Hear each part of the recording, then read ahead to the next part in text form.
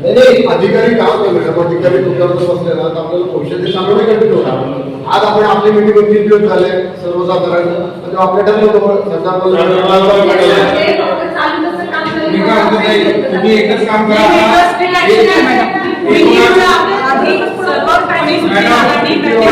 19 तारखेला छत्रपती शिवाजी महाराजांची जयंती आहे. त्या दिवशी की गरीब कोणती पूजा लागलाच पाहिजे असा आदेश द्या तुम्ही. त्याच्या आधी लागला पाहिजे 19 तारखेला आपण इथं येणार तर त्या दिवशी लागलाच पाहिजे. तिघी पुतळ्यांची पूजा होते.